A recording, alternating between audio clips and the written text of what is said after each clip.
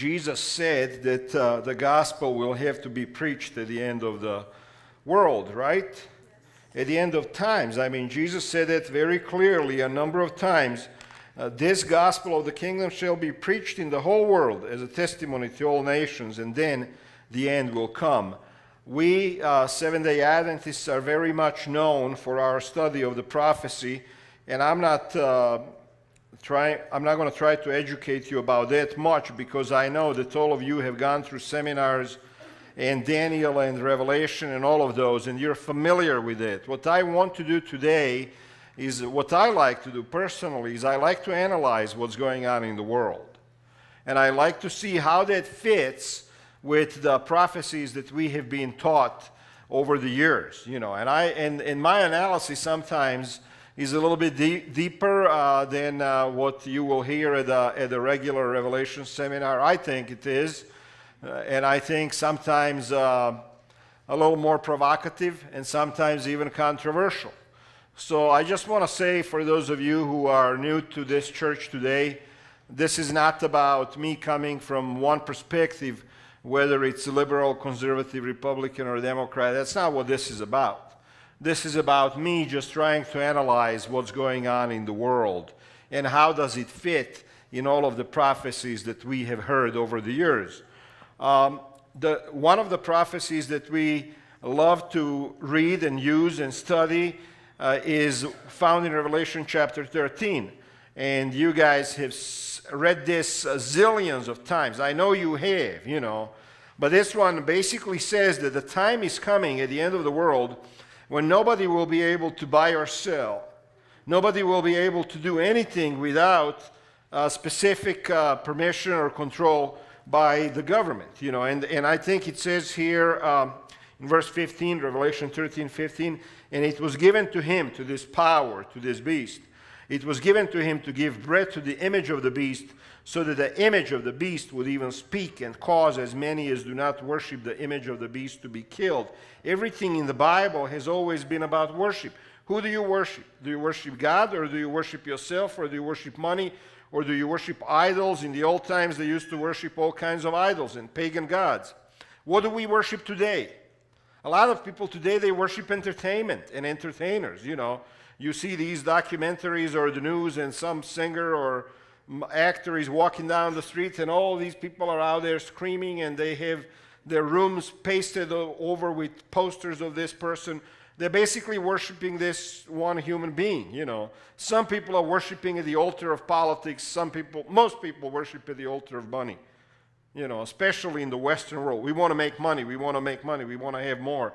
We want to get the head. We want to be beyond what our neighbor is at, So it has always been about worship. So at the end of time, it's all again going to be about worship. Verse 16, and he causes all, the small and the great, the rich and the poor, the free and the slaves. I mean, this indicates everybody.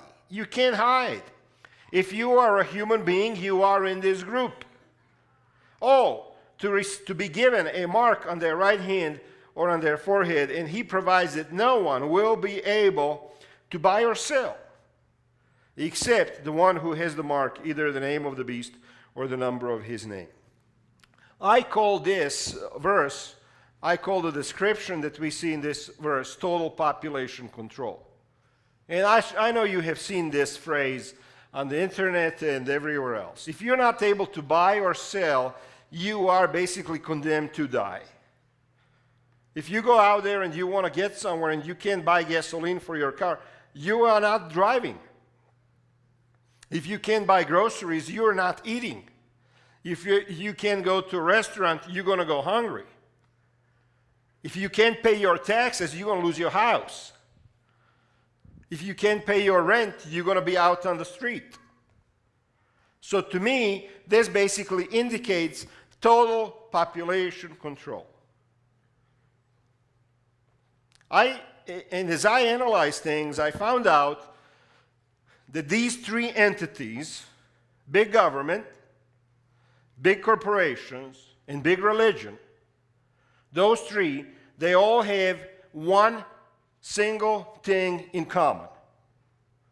You know what it is? they do not like the teachings of Jesus Christ. Big government, big corporations, and big religion do not like. As a matter of fact, let me rephrase it. In my analysis, I feel that they hate the teachings of Jesus Christ. Think about it. For example, big government. Big government stays in power how long? 4 years in America? How long in Egypt? 60? How long in Libya? How long in China? How long in Russia? And really, how long in the United States? Come on. Is it 4 years? How long can it be? You have the same party in power it can go on for years and years and years, and then they switch, and then they say, okay, you go for it a little bit. But basically it's the same thing. You have the same group of people in power for years, for decades. But the big government can stay in power only as long as there are borders and as long as there is war. If there is us against them, then the big government can stay in power. Because we are Americans and we got to defend ourselves against everybody. And in order to defend ourselves against everybody, we got to pour money into the government coffers so that they can protect us. Jesus says, on the other hand, Jesus says that the whole planet belongs to whom? To God. That's what Jesus says. Bible says that the whole earth is God's. And Jesus also says that there is no difference between an American and a Chinese or any races, because we are all children of God. God is our Father, and therefore we are all brothers. Now imagine if this was true, if this was really true. Imagine if everybody one day woke up and said, you know what? I don't think that those people across the border are my enemies. I think they are my brothers. How long would those governments be able to survive? Jesus says to do good to your enemy. The government says kill the enemy. Send the drones over there. It doesn't matter who they kill, if it's the real terrorists or if it's the civilians. Oh, it's just the casualties of war. So in my analysis, I don't believe that big government likes the teachings of Jesus. 536, almost $7 billion the United States government spends on contractors, war contractors. Since 2001, there was a 107% increase in war contracts versus 1% increase in pay for the soldiers. When do these contractors make the most money? Peacetime? War. War. They make the most money at war. I want you to see this next slide. Calendar years, the United States of America has been at war since 1776. War, 214 years. Peace, 21 years. War contractors, war machine, war industrial complex. When do they make most of their money? At war or at peace? At war. We have been at war for 214 years of our history. Big government does not like the teachings of Jesus. Now you can show that other slide that you just did before that. The one that showed how much money we spent just in Iraq starting at 2002. By 2012, you're looking at trillions of dollars. And some say on the next slide that the true cost of the war was over $3 trillion and beyond. And you can say to me, you can look at me and you can say, Pastor Gordon, we came to hear something about the Bible. How is this stuff affecting me? It's not affecting me. Well, you know what? Every time you go fill up gas in your car, it's affecting you because you're paying taxes for this stuff. Every time you go buy groceries, it's affecting you because you're paying for this. Every time a soldier goes into the medical facility and needs to receive the medical treatment for the rest of his life, it's affecting you. It's affecting his or her family. It's affecting the community. It's affecting the whole country. It is affecting every single one of us. Big government doesn't like what Jesus has to say about war and how to treat another human being. They don't like to hear that. They don't like to say that. That's why for years and years and years in the history of the United States, many preachers have been watched by the FBI. Why would the FBI listen unto what preachers have to say? Why? Or CIA? And this is documented. That for most of our history, preachers have been under surveillance. Why? We're preaching love, right? Why? Because government doesn't like what Jesus has to say. So I would also like to analyze for you this one thing and say that today's religion that we have in most of the America has been perverted and is not the true religion or true faith of Jesus Christ that he originally promoted and taught. It's a perversion. It has really nothing to do with what Jesus was teaching. Big government survives at an optimum when populations hate each other and are willing to finance what? Endless wars. Endless wars. If I stand here and if I preach that war is evil and we should love our enemies, and instead of throwing bombs on their heads, we should go over there and build wells and community service centers and dental clinics. There is 170,000 contractors, war contractors out there who will hate that message. Because one bomb costs the United States government $1 million. One bomb. And how much money will they make if we go out there and build a dental clinic in Afghanistan? Who's going to make money from that? Nobody. You got to even send a dentist over there to volunteer for a while, right? Nobody makes money off of peace. Everybody makes money off of war. Now, big corporations. Let's move on to that one. Their main interest in the world, in everything, is profit. Make more and more and more and more profit. How many of you are watching from time to time the Wall Street market and the Dow Jones Industrial? What's happening with it? It crashed a little bit for the last week and a half, 2 weeks, and then what happened in the last 3 or 4 or 5 days? It's going up. I look at it all the time, once a week, because my retirement is totally connected to the Dow Industrial Average.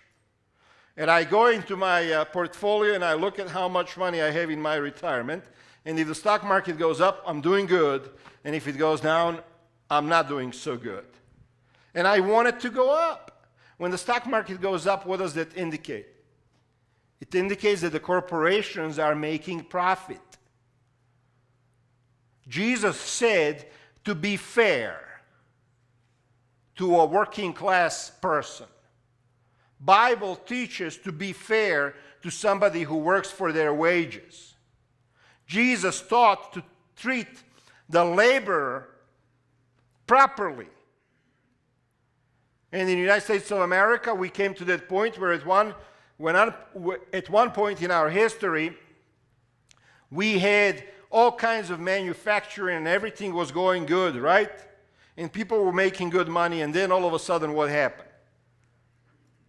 Opened the window and jobs disappeared. Why? Well, I found a little deal that talks about the advantages of doing business in China. Major emerging market, large trained labor pool, favorable business atmosphere, dynamic, fast-growing economy, rapidly increasing consumer wealth, very low employment cost.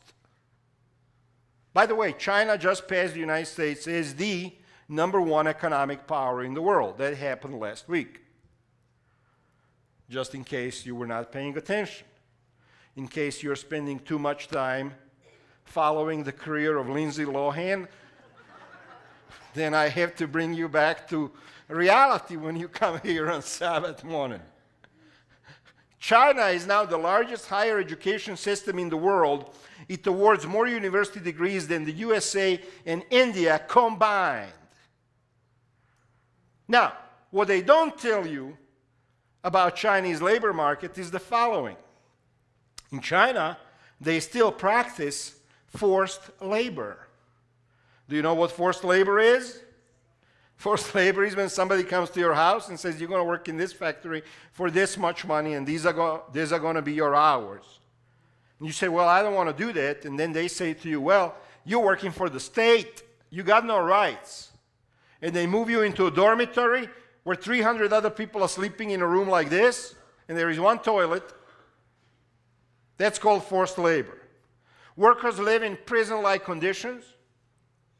No overtime, no sick pay, in many cases no lunch breaks, no safety regulations, no insurance. If something happens to you, they literally drag you from the floor of the factory into an alley behind the factory and leave you to rot there. And then you and I, we go and we say, oh, what a deal I got at Walmart. My goodness, that was so cheap. That's why big corporations go there. That's why. They don't have to pay fair wages. They don't have to pay for pollution cleanup. They don't have to pay for health insurance. Chinese government is giving them huge subsidies. This country and any other country in the world cannot compete with that. Can't compete with that. We can't compete with that. Big corporations don't like what the Bible teaches about labor.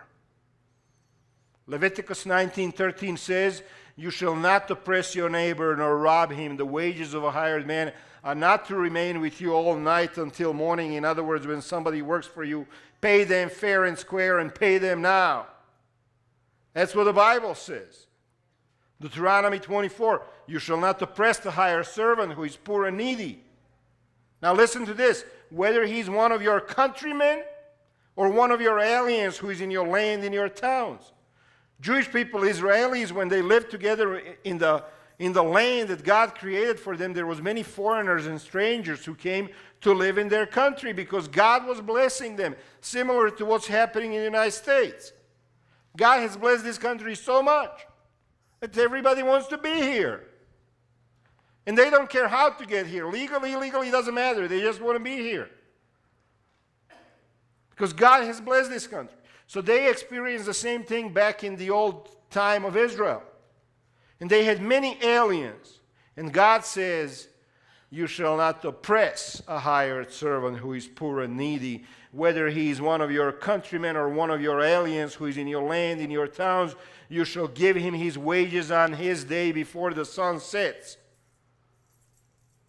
For he is poor and sets his heart on it. He is waiting for that paycheck. So that he will not cry against you to the Lord, and it becomes sin in you. In other words, the Bible teaches that if you rob a worker, it's a sin. It's a sin. Do I need to say again, big corporations don't like what the Bible teaches about labor? Jesus himself in Luke 10:7, when he was telling his disciples to go from house to house and to preach the gospel, he said, when you come to a house, if they take you in and if they feed you, then Jesus says, stay in that house, eating and drinking what they give you, for the laborer is worthy of his wages. Big corporations have the same goal as big government. This is my analysis now.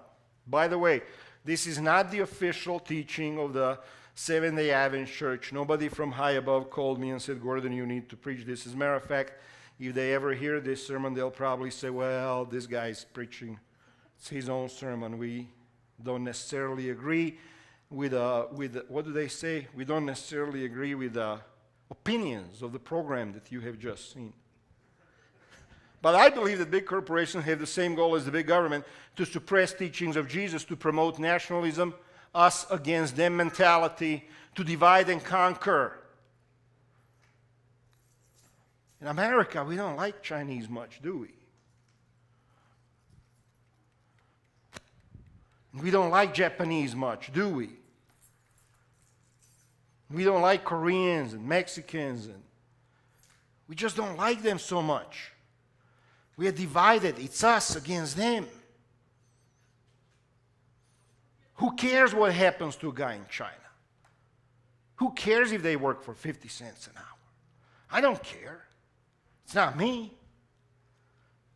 So let's analyze this. We don't care what happens in China. What's the result of it? We get crappy products. That's one result, right? Because we don't care. So you get Chinese drywall in your house, and if you do, you're in trouble.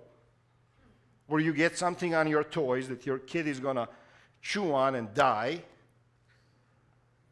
That's what we get. And what do they get? They get the countryside that's completely ruined. They got more pollution than any country in the world. Their lakes, their rivers are dead. Their population is sick. This is the price that they are paying for being the number one economic power in the world right now. And I have read analysis from economists and from historians who say that China, the way it is going to collapse on itself, because they're not going to be able to take care of all of the medical problems that they are about to have and that they already have. They're not going to be able to pay for all the cleanup. Pollution is just everywhere. So we get garbage here that we pay for, products that are not worth anything. They get the ruined country, but the Dow Jones is going up. The big corporations are making profit. They don't like what Jesus has to say. They don't like the teachings of Jesus, because Jesus says we should care for each other. We should care for those people in China. Because you know what? God is our Father. They are our brothers. We should care for what happens in Africa. We should care for what happens in Mexico, our neighbor, that is going through tremendous problems with drugs and corruption. We should care. We shouldn't just say, oh, who cares? It doesn't affect me. It does affect you. It does affect you big time. So, we covered big government, we covered big corporations. Let's talk a little bit about big religion. Big religion is interested in power and money. And big religion also uses divisions between peoples to stay in power. In big religion, they also do one other thing. They claim that they are the only right religion. So I'm going to use 3 examples here that you see on the screen. Ireland, Yugoslavia, former Yugoslavia, and Israel. I'm going to use those 3 examples. And the next slide tells you that Jews are the genetic brothers of Palestinians, Syrians, and Lebanese. This is my analysis. I hear that we spend, I don't know how many billions of dollars trying to protect Israel from let's see, Palestinians, Syrians, and Lebanese. So I said, let me see who these people really are. When you go on the net and you start doing research, this is what comes up, and it says in Science Daily, Jews are the genetic brothers of Palestinians, Syrians, and Lebanese. According to a new scientific study, Jews are the genetic brothers of Palestinians, Syrians, and Lebanese, and they all share a common genetic lineage that stretches back thousands of years. Jews and Arabs are all really children of Abraham, says Harry Oster, MD, director of the Human Genetics Program at New York University School of Medicine, an author of the new study by an international team of researchers in the United States, Europe, and Israel. And all of these groups, Jews and Muslims, have preserved their Middle Eastern genetic roots over 4,000 years, he says. So Jews, Palestinians, Lebanese, they are what? Brothers? So why the heck are they killing each other? Why are we spending billions of dollars on that? Right now we have a whole bunch of airplane carriers and rockets and everything is over there in the Middle East. Syria, Iran, you know. Why are they fighting? You know why they're fighting? Because they have different religion. And Jewish religion says, this is my land. And Muslim religion said, no, this is our land. Let's kill each other. So they ignore the fact that they are genetically the same people, and they're going to kill each other over it. And it is in the interest of those religions, it is in their interest for this division to continue endlessly, indefinitely. For as long as those people hate each other, those religions stay in power. Money keeps pouring in. Right now, literally billions of dollars pour from the United States to help the Israel and the Jewish lobby in the United States is sending millions of dollars down there. So money keeps coming in, right? And they are preserving their religion and their faith. And by the same token, the money from Muslim countries, Indonesia and many other countries are pouring into where? To Palestinians. And therefore their religion stays on track and they have to keep going too. So the big religion doesn't like the teachings of Jesus. Because teachings of Jesus says you should love your enemy. And teachings of Jesus says all men are brothers.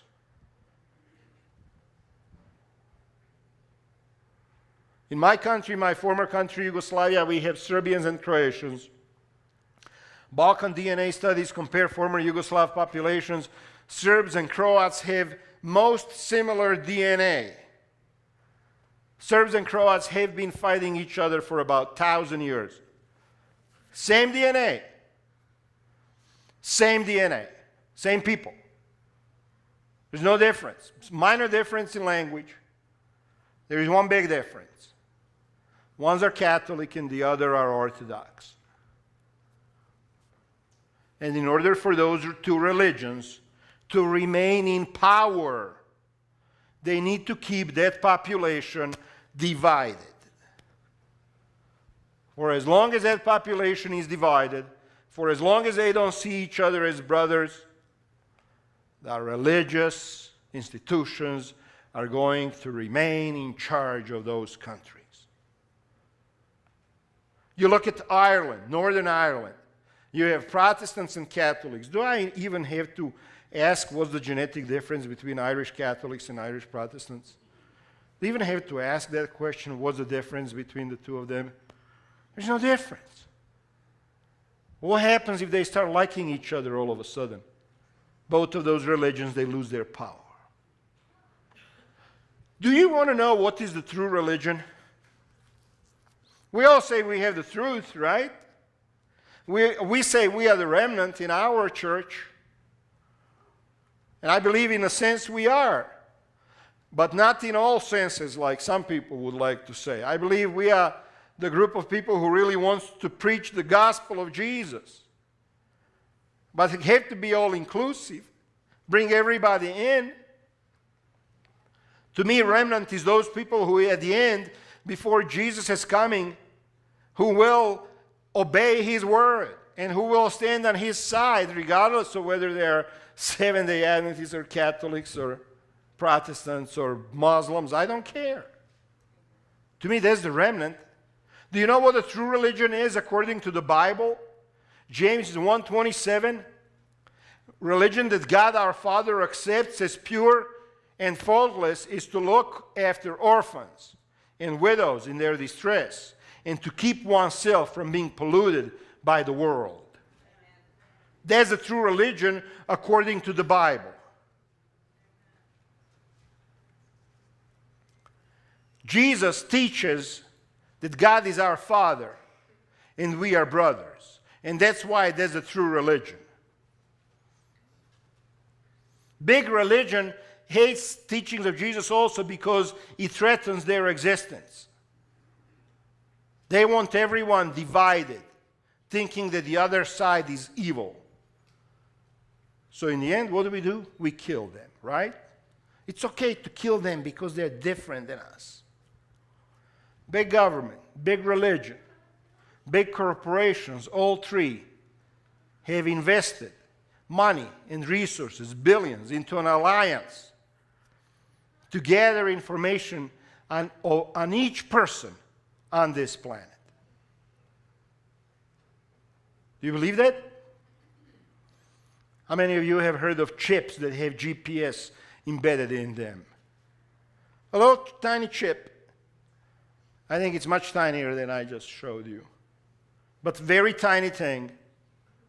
And these chips, they have the potential to completely change the whole planet. And one of the early things that they did with these chips is they said, oh, we put these into your pets. So if your dog gets lost, all you got to do, call the number and we find your dog. How many of you love your dog? You do, right? So $14.95 a month, it's worth it because, Jackie, your dogs are known for running away. And, you know, I had people who told me, oh, my dog runs away all the time, and I put the chip in him, and now I find him like this. So that was one of the first excuses. We put it into the pets. And then they said, well, we got to put it into little kids. You got to put it into little kids. What are you going to do if somebody steals your baby? You know how many thousands of babies are stolen each year? Thousands. So you put the chip into your baby. Is your baby worth $14.95 a month? Yeah, you put a little chip in here, you know, and if, God forbid, if somebody takes your baby, you call the number and the police, they catch them in a matter of minutes because the chip tells them instantly. And then they said, you know what? How about those prisoners? People who come out of jail, and we are really not sure that they are rehabilitated yet. Why don't we put those chips into them so we can track them? Especially if they raped somebody before robbed. This way we put the chip in them. If they commit the crime, we know that they were there. And then they said, how about elderly? A lot of elderly people, they just walk off and they get lost. You know, they got Alzheimer's or some other disease, you know. So why don't we put chips in all the elderly people? Well, there's nothing wrong with it, is it? Is there anything wrong with putting a chip in your motorcycle or your car because you don't want it stolen, your property? Do you realize that if they put chip in every one of us, that it would virtually stop all crime from being committed? Who is against it? Why would you be against it? If everybody has a chip and the computer can track it, you could not commit a crime here at this church at 3 o'clock in the morning on Tuesday midnight, because the chip would tell them that you were here. If you murder somebody, they put two chips together and they know who the murderer is.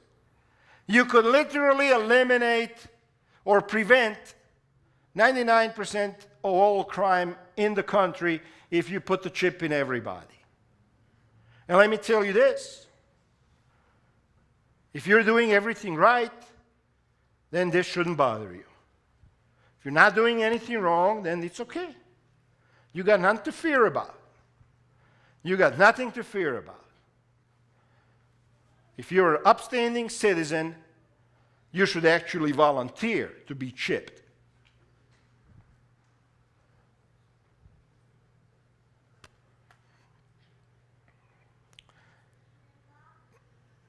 Mechanisms are being put in place. If you forget everything else, just remember this one sentence. Mechanisms are being put in place right now to know everything about everybody. Do you know that police kill in the United States 100 people by tasers every year? Nobody goes to jail over it. Do you know that our police in this country is beginning to look more and more like soldiers and like military? I go to coffee and over here at Einstein's, and every once in a while the truck comes by, black truck, all black, and it opens up and 30 guys come out. I mean, I would think they are total special forces Marines. And they're a SWAT team from Westminster. You know what I mean? Police is becoming militarized. Police can enter your home and kill you and shoot you. Nobody's going to go to jail. It happened right here in Denver. It happens in Denver 2 or 3 times a year. We have a notorious reputation for that. Killed that one guy with a can of Coke in his hand. I don't think anybody paid for that. Indiana Supreme Court last year made a decision that you are not allowed to defend yourself against an unlawful police attack on you. So if a policeman decides to rape you, if you're a woman, you're not supposed to resist. So the governor and the National Rifle Association last week, they pushed for a law from the state government law that basically says that citizens have the right to shoot police if they unlawfully attack them. Let me ask you, which side is going to win here? You think you're going to be able to defend yourself?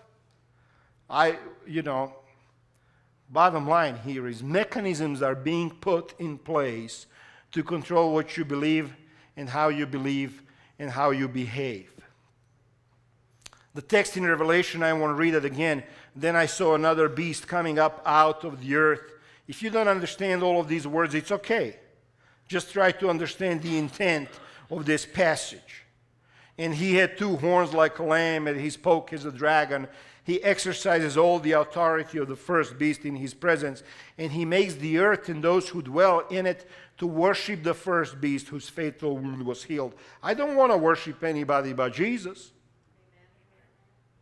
He performs great signs so that he even makes fire come down out of heaven to the earth in the presence of men, and he deceives those who dwell on the earth because of the signs which it was given to him to perform in the presence of the beast, telling those who dwell on the earth to make an image to the beast who had a wound of the sword and has come to life.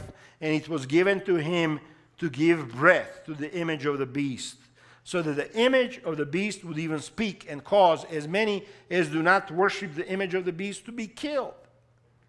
I only want to worship Jesus. And he causes all. I think this is one of the most dramatic Bible verses in the whole Bible. And he causes all, the small and the great, and the rich and the poor, and the free men and the slaves, to be given a mark on their right hand or on their forehead.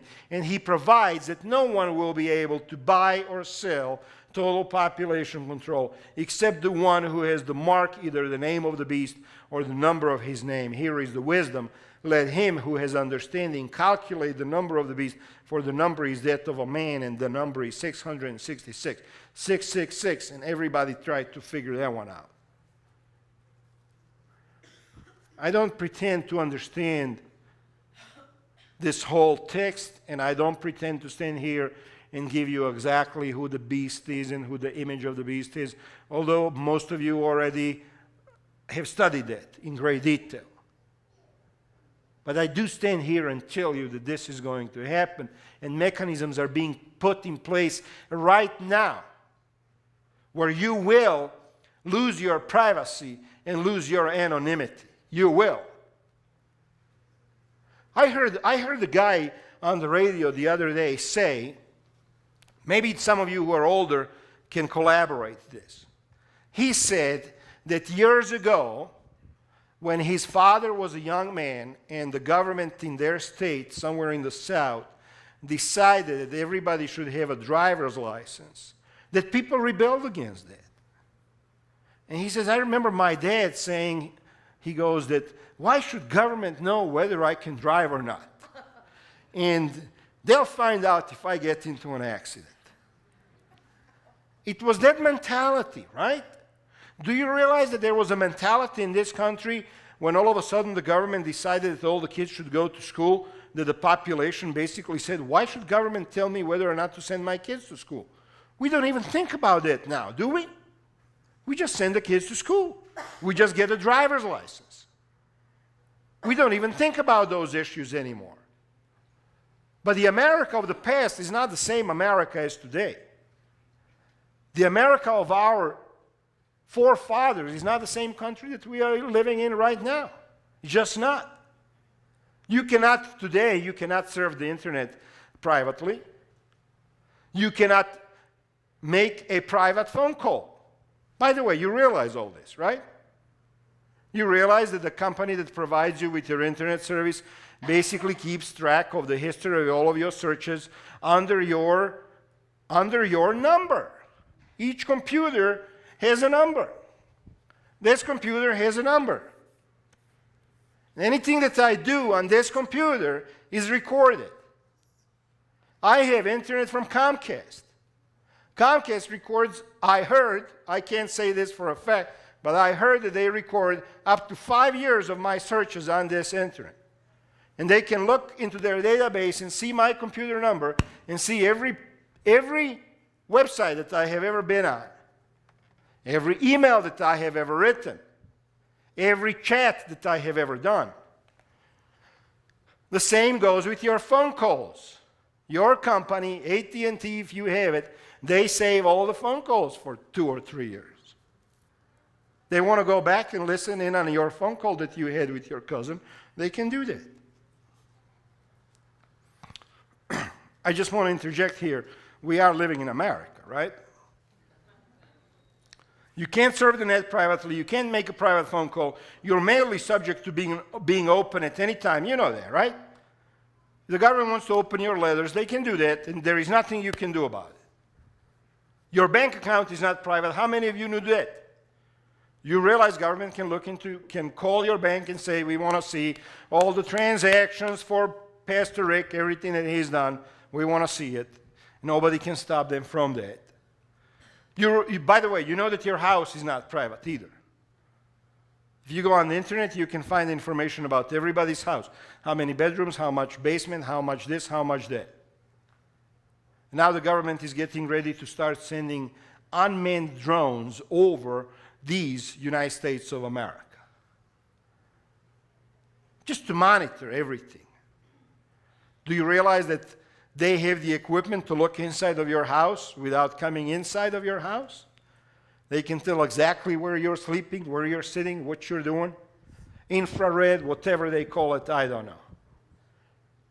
Your house is not private anymore. Your traveling is not private anymore. I remember when I came to the United States, you could go to the train station, buy a ticket, and change your mind and give the ticket, sell the ticket to somebody else, and nothing would happen. Now, if you want to travel, you have to show your ID. You could buy airplane tickets years ago and without showing any ID. Get on the plane and travel wherever you want to go. None of these things are private anymore. You think you're living in a free country. You only think that.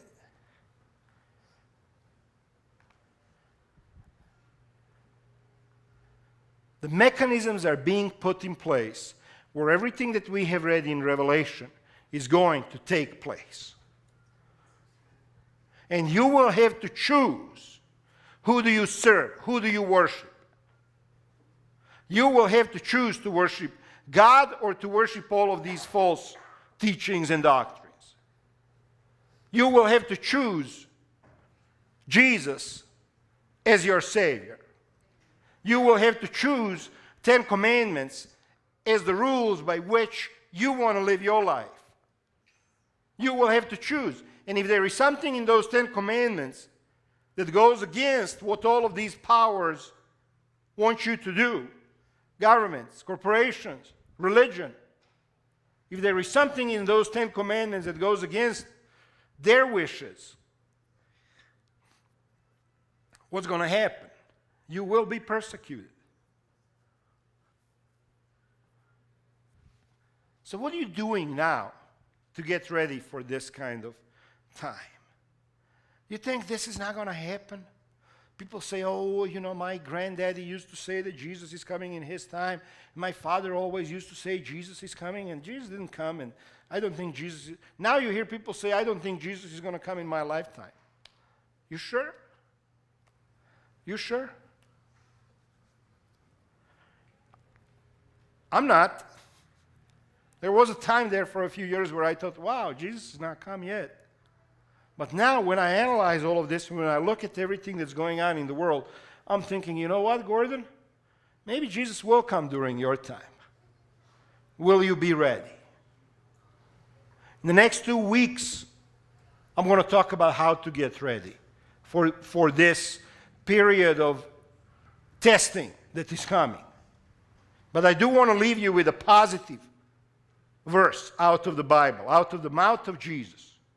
Matthew 10:27-29 says, what I tell you in the darkness, speak in the light. In other words, don't be afraid to speak the truth. And what you hear whispered in your ear, proclaim upon the housetops. Do not fear those who kill the body, but are unable to kill the soul. The message of this sermon is do not fear. If I was afraid, I wouldn't be preaching this sermon. I preached similar sermons to this one before, and I had people call me and say, Pastor Gordon, you're going to get fired. Don't preach those things. I really had other people tell me that. I had one person tell me, you're going to be watched by the government. Don't preach those kind of sermons. Well, if I don't preach it, where are you going to hear it? What I tell you in the darkness, speak in the light, and what you hear whispered in your ear, proclaim upon the housetops. Do not fear those who kill the body, but are unable to kill the soul, but rather fear him who is able to destroy both soul and body in hell. Are not 2 sparrows sold for a cent, and yet not one of them will fall to the ground apart from your Father? God is in control of my life, of your life, of the government's. God is in control of everything. And He is going to allow these things to happen because He wants to see who is going to test right and who is going to test wrong. He wants to see that. How are you going to test when this time comes? You're going to be afraid? You're going to be scared? Let me just say this and I'm going to quit. Each one of us is made up of 2 parts. Body and soul. And nobody on this planet has the ability to kill your soul. Nobody. They can kill your body. But nobody has the ability to take away from you your eternal life. Nobody has that ability. No government is that powerful. The only one who can do that is God. I think we should draw closer to our God. Because when we do that, then He prepares us for everything else that is coming our way. So God bless you as you contemplate these thoughts and analysis. And even if you disagree with some of what I said, it's okay if you get that main point. I'm going to have to choose between right and wrong. Maybe not everything that I analyzed is exactly, I understand it. Everybody can be wrong, right? We can make mistakes. But I do strongly believe that the time is coming when we are going to have to choose between Jesus and all of these other powers. God bless you as you prepare for that time. Amen.